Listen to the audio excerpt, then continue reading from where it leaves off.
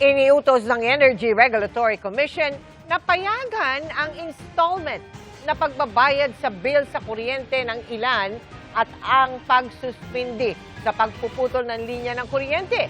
Partikular na suspendido ang disconnection sa mga residential at non-residential consumers na hindi nakabayad ng kuryente sa billing period mula May 2026 hanggang July 2026. Papayagan rin ang flexible payment options o utay-utay na pagbabayad kung ang konsumo ay di lalagpas sa 200 kilowatt-hour kada buwan. Hanggang 3 buwang installment ang papayagan.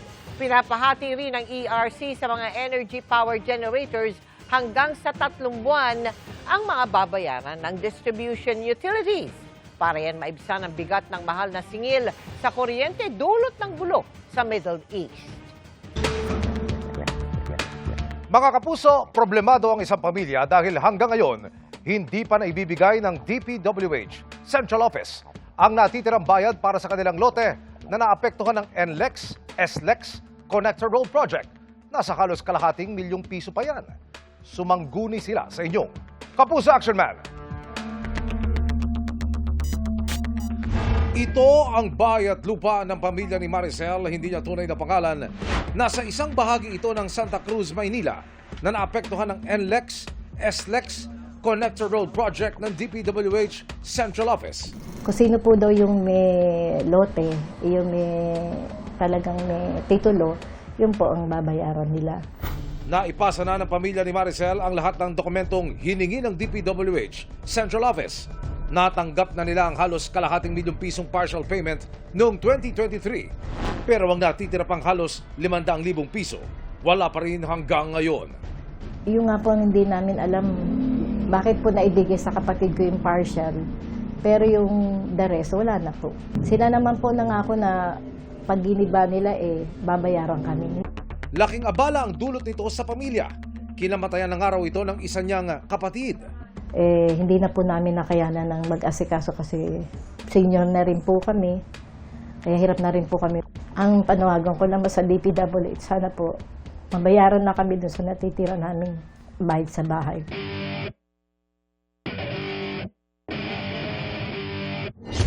Sumangguni ang inyong Kapuso Action Man sa DPWH Central Office. Paliwanag nila, para maproseso ang final payment para sa apektadong lote, kailangan munang mailipat ang titulo pabor sa gobyerno. Kasama na rito ang pag-issue ng BIR na kaukulang Certificate Authorizing Registration o CAR. Para maibigay ang CAR, kailangan munang mabayaran ang kaukulang estate tax. Sasailalim din ang property sa estate settlement proceedings.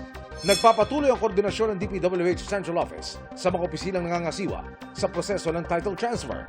Pagtitiyak ng ahensya, kapag nailipat na ang pangalan sa titulo at makumpleto lahat ng documentary requirements, agad ipoproseso ang release ng natitirang final payment. Sa ngayon ay nabigyang linaw na ang pamilya ni Maricel.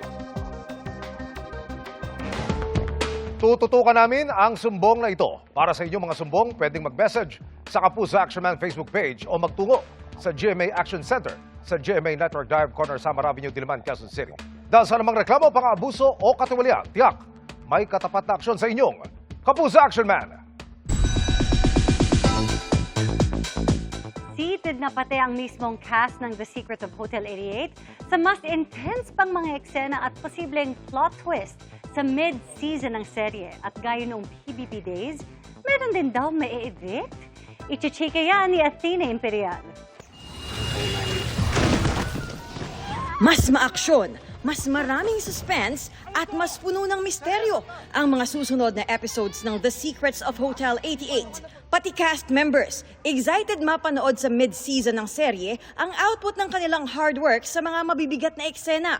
May mga times na for us na feeling namin sobrang intense na pero may kinukuha si Derek Henry bali palagi. Right. Laging pataas yung levels. First role ko po to na may ganito Right. ka na scene. Kaya kinakabahan, pero at the same time, I'm really happy na nakikita ko na yung mga iba't ibang side ng ng mga characters na. Bago raw sa PBB batchmates ang pagganap sa magkakahalong genres ng TV series, kaya marami silang natutunan. I'm funny pala. In Hotel 88, the taping, I've learned na not to over-prepare, but to study it lang. Like, just read the whole script, understand how it goes. Aside from tonight, feeling ko yung sa akin talaga, I really loved exploring my range. It challenged me, yes, but at the same time, I enjoyed exploring yung mga different takes on different emotions. Patience. Lalo na kasi nung time na shoot namin tong series na ito, nakalock-in kami. Parang naka-4 na balik kami sa Puerto Galera na 1 month yung stay namin doon. Ibinahagi naman ni Josh ang ilang behind-the-scenes secrets. Si Cyril, may sarili siyang sari-sari store sa pockets niya. Minsan, on set, let's say kumakain siya, she loves to eat talaga. But she loves to exercise as well. Pero ang tanong, may eviction nga ba sa The Secrets of Hotel 88? Siyempre, parang reminiscent of PBB itong gagawin namin dito. May mga eviction ng kailangan abangan. Kung ilan ang matatanggal, kung matatanggal ba lahat, kung may big winner ba. Athena Imperial updated sa Showbiz Happenings. May sakay na 38 Pilipinong tripulante ang cruise ship sa Atlantic Ocean na nagka-outbreak ng nakamamatay na hantavirus. Ayon po kay Health Undersecretary Albert Domingo, hindi naman daw nagkasakit ang mga Pinoy sa MV Ondios cruise ship batay sa impormasyon mula sa World Health Organization. Ang hantavirus ay isang rare na sakit na karaniwang nakukuha sa ihi o dumi ng infected na daga. 3 pasahero ng cruise ship ang namatay na dahil sa hinihinalang hantavirus. Nakikipag-ugnayan na raw ang DOH kung paano mapapauwi ang mga Pinoy na crew ng barko. Pero dahil sa medical emergency, naka-quarantine ngayon ang cruise ship at nakadaong malapit sa bansang Cape Verde. Kahong-kahong pera ang inihatid umano ng liaison officer ng Sims Construction kay dating DPWH Bulacan Assistant District Engineer Bryce Hernandez.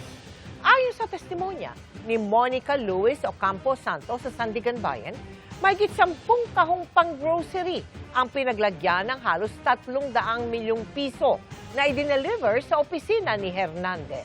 Ipinisinta siya ng prosekusyon sa unang araw ng paglilitis sa kasong malversation laban kay dating Senador Bong Revilla at iba pang akusado kaugnay ng umano'y ghost project sa Pandi, Bulacan. Ayon pa sa testigo, personal niyang nakita ang pagbibilang ng milyong-milyong pisong halaga ng cash sa opisina ng DPWH. Hindi dumalo sa pagdinig si Revilla, pero nagdaos ng prayer rally sa labas ng korte ang kanyang mga taga-suporta. Inabangan ngayon ang magiging desisyon ng Sandigan Bayan kung papayagang makapagpiyansa si Revilla para sa kasong malversation na isang non-bailable offense. Mga kapuso, bistado ang pagtangay ng isang grupo ng mga kable ng telecommunication company sa San Juan. Target umano nila, mga tanso na pwedeng maibenta sa malaking halaga. Narito ang eksklusibo kong pagtutunan. Sino nga bang hindi maghihinala sa close van na ito? Lalo't gabi-gabi na itong nabivideohang paikot-ikot sa Barangay Addition Hill sa San Juan. At sa huling gabi ng makunan nito ng San Juan Police, pumarada ang sasakyan sa isang kanto at bumaba ang mga sakay. Ang isa, naglakad at umangkas sa nakaantabay na motorsiklo na ayon sa pulisya ay lookout. Ang ibang sakay, nagpunta sa may nguso ng close van at biglang sumuot sa manhole sa harapan. Noon na nag-deploy ng mga tauhan ang San Juan Police. At nang buksan ang manhole, naaktuhan nila sa ilalim ang ilan sa mga itinuring na nilang suspect.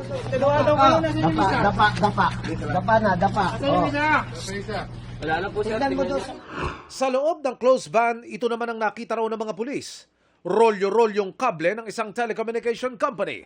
Ayon sa pulisya, target ng mga suspect ang tansong laman ng mga kable. Mahal yung cable base doon sa impormasyon na binigay ng representative. Ang estimated value niya ay 456,000.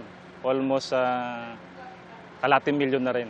Sa unang araw pa lang na binigay sa akin yung impormasyon, tinaniman na po namin ng tao doon sa lugar. 17 tao ang dinakip ng San Juan Police, kabilang ang isang babae. Isang menor de edad naman na kasama rin ng grupo ang sinagip. Doon po sa 17 na nahuli natin, ay 12 sa kanila ay may criminal record.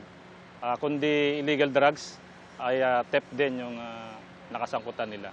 Sa follow-up operation naman, hinuli ang umano'y leader ng grupo habang sakay ng kotseng ito. Ayon sa pulisya, siya ang nag-uutos sa mga kasama sa pamamagitan ng telepono. Pinalo up po sila doon sa kabila. Doon po nag-meet yung leader nung nasa van at saka yung nagmamando sa kanila. Ayon sa pulisya, umaabot sa Quezon City ang operasyon ng grupo. Nakausap ko ang mga suspect kanina. Lakat sila humingi ng tawad sa complainant. Wala naman po talaga kaming kaalam-alam sa ganyang gawain. Hindi umano nila alam na ito pala ang ipagagawa sa kanila kapalit ng konting halaga. Inaayalan din po kami. Siyempre, hirap ng buhay. Kaya 3,000 po isang ulo namin, isang tao. Magkakarga lang daw po. Ayun lang po ang sabi sa amin. Emil Sumangil, nakatutok, 24 oras. Lalong dama ngayong Abril ang pagmahal ng mga bilihin at serbisyo dahil sa bilis ng taas presyo o inflation na 7.2%. 3-year high po yan, kaya lalo pang kumonte ang mabibili ng piso. Nakatutok si JP Soriano. Dati ang ulam namin 500, ngayon umabot na kami ng 800. Para sa pagkain pa lang, ganyan na ang itinaas ng gastos kada buwan ng pamilya de Guzman. More on talaga mga grocery. Sobrang taas talaga. Lalong damayan ng mga rider at driver na para kumita ay nag-aabono para sa petrolyo na di pa rin bumabalik sa dating presyo. Minsan po sa kita namin, nakakaltasan pa po kami sa gas eh. Yung gas po napakataas po. Nangyari na po sir, mga mga dalang daan, ganun po yung kinita namin nung pagdas ng diesel. Ang sentimiento ng mga nakausap kong mamimili, mga jeepney driver, mga riders at commuters sumasalamin sa pinakaliit sa datos na inilabas ng Philippine Statistics Authority kung saan sumipa sa pinakamabilis sa loob na nakalipas sa 3 taon ang inflation rate o ang bilis ng pagtaas ng presyo ng mga pangunahing bilihin mula sa 4.1% itong Marso, tumaas ito sa 7.2% nitong April 2026. Ngayong Abril, mas mabilis ang inflation dahil mabilis ang pagmahal ng mga produktong mas binibili ng nakararami tulad ng pagkain. Sa bigas pa lang, mahigit 13% na ang bilis ng taas ng presyo nitong Abril. Food and non-alcoholic beverages na may 6.0% inflation rate. Ito ay may 37.3% share sa pagtaas ng pangkalatang inflation sa bansa. Dumagdag pa diyan ang mas mabilis ding pagmahal ng gasto sa transportasyon tulad ng diesel na higit doble ang taas ng presyo. Ito yung highest natin inflation para sa diesel, no? So this is highest since the start, which is 2018. Nagmahal din ang gasto sa bahay tulad sa renta, tubig at kuryente. At sabi nga ng isang ekonomista, mas mabilis pa ang pagmahal ng bilihin sa ilang rehiyon tulad sa ilang bahagi ng Visayas at Mindanao. Central Visayas, ang kanilang inflation ay 10.8%. Ang Zamboanga Peninsula ay 9.1%, ang Caraga ay 10.1%. So, napakalalaki niyan, ano? Dahil sa pagmahal ng bilihin, kumonti ang mabibili ng piso ngayon. Yung datos natin sa ating purchasing power of the peso, itong Abril 2026 ay nasa estimated 0.7326. So tama ka, yun yung lowest since we rebased it in 2018. Pero ang mas malaking problema anya ay kung mabilis ang pagmahal ng bilihin pero mabagal naman ang paglago ng kabuuang kita sa mga produkto at serbisyo sa bansa o yung GDP. Kabilang diyan ang kita ng mga kumpanya na nagpapasahod sa mga manggagawa. Kaya marami ang posibleng mawalan ng trabaho. Ang tawag diyan, stagflation. Pag nag-report ang ating ang Philippine Statistics Authority ng GDP na bumagal, na kung ito ay babagal pa sa 4.1% o 4.4% o mas mababa pa, pwede na po nating tawagin na stagflation. Palalaya ng palala. Dahil kung may mga mawawala ng trabaho, kokonti ang namimili at lalong hihina ang kita ng mga negosyo at kokonti ang paglago ng trabaho. Target intervention ang estratehiya ng gobyerno tulad ng ayuda o kaya fuel subsidy para may panggastos pa rin kahit nagmamahal ang bilihin at para di maapektuhan ng mga negosyo. Kasabay niyan ang pagtitiyak na stable ang supply ng mga bilihin habang tinutugunan ang pressure sa presyo. JP Soriano, Nakatutok, 24 Oras.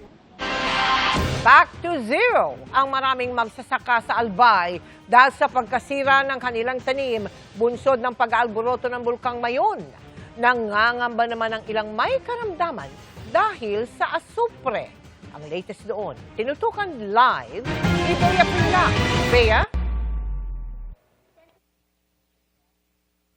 Mel, bumuga na naman ng abo ang Mayon Volcano ngayong araw. Sabi ng FIVOX, posible pang maulit ito sa mga susunod na araw, kaya problemado ang mga bayan na apektado dito sa Albay. Muling nagluwa ang Mayon Volcano ng pyroclastic density current o makapal na abo pasado alas 7 kaninang umaga. Umabot ito ng 1,900 meters above sea level at naihip patungong west-southwest na direksyon. May lava flooding na itala sa southwestern slopes ng Mayon. Nananatili sa alert level 3 ang bulkan. Ang pamilya ni Eduardo, iniinda pa rin ang patuloy na pag-alboroto ng bulkan. Hindi pa niya tapos linisin ang abo sa kanilang bahay mula sa pagsabog ng Mayon nung Sabado. Delikado rin ito para sa kanyang asawang may karamdaman at nakaasa sa tracheostomy tube sa leeg para makahinga. Siyempre, kailangan ingatan ko siya. Talagaan, di ko naman siya pwedeng iwan na lang ditong gato. Ang talagayan niya. Kahit pagod ka na, sige lang. Kaya natin ito, mama. Kaya natin ito. Magkakalampas tayo nito. Mahal ko talaga siya. Mahal na mahal. Dumidiskarte na lang daw sila para hindi malanghap ng asawa niya ang abo. Naglagay po kami ng mga filter. Binabasa lang po yung tela. Tapos may konting filter na po siya. Siyempre limited po ang budget namin. Yung abot lang na kaya. Delikadong malanghap ang volcanic ash ayon sa Department of Health. Ang ating ashfall kasi is mga fine particulate matter, no? Mga maliliit na alikabok. Ayaw natin makapasok yan sa ating baga. At ang paraan po para maiwasan dyan is gumamit tayo ng ating mga face mask. Ang Department of Social Welfare and Development, patuloy ang pamamahagi ng food packs at non-food items gaya ng face mask sa mga apektadong residente. Nangangamba rin para sa kanilang kabuhayan ng mga residenteng nakaasa sa agrikultura. Nagmistulang disyerto itong taniman sa Barangay Suwa, Kamalig, Albay matapos matabunan ng napakakapal na abo dahil sa pag-aalboroto ng Mayon Volcano. Nakapanghihinayang para sa mga magsasaka dahil marami raw sa mga pananim nilang gulay hindi na mapakikinabangan. Manghihina ka talaga. Parang gusto ko yung gano'n doon, ma'am, mag-iyak. Nang gano'n na yung nakita namin. Kasi wala talaga kami pagkukunan. Sayang din kasi ma'am yung pagod, madaling araw pupunta ka doon tapos makikita mo yung pananim mo na gano'n na lang mangyayari. Yun po ang challenging sa parte ng mga magsasaka. Kasi po kailangan lang ulitin yung mga tanim. Ang gulay is once na nahit po yan ng ashes or aspol, 1 to 2 weeks malalantad na po lahat yan. Back to zero talaga yung mga farmers natin dito. 200 magsasaka ang apektado sa Barangay Suwa na hanggang 8 kilometro lang ang layo sa bulkan. Posible silang maapektuhan kung palalawigin ang danger zone ng Mayon, oras na itaas ito sa alert level 4. Ngayon, I even spoke with the President last Sunday na sabi ko sa kanya kung mag-alert level 4 or extension of 7 kilometers, we are talking of an additional 10 to 13,000 residents na ililikas natin. So medyo malaki to. Ayaw naman kami dito pag pumuputok ang bulkan, minsan naalis, minsan nabalik din. Sa Daraga Albay, hindi rin bababa sa 200 magsasaka ang apektado ng ashfall. Nagpapatuloy din sa paglilinis ang ilang barangay sa Kamalig matapos silang maulanan ng abo. Ongoing po kami kasi talaga makapal. May mga natitira pa po sa mga punong kahoy nung 16 na barangay na tinamaan ng asphalt. May natitira pa po kaming 4 na barangay na talaga malaki po yung pinsalan ng asphalt.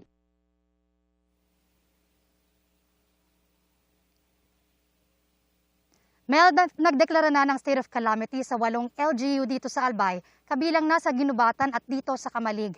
Patungo na po ang GMA Kapuso Foundation sa Albay para mamahagi ng tulong sa Webes.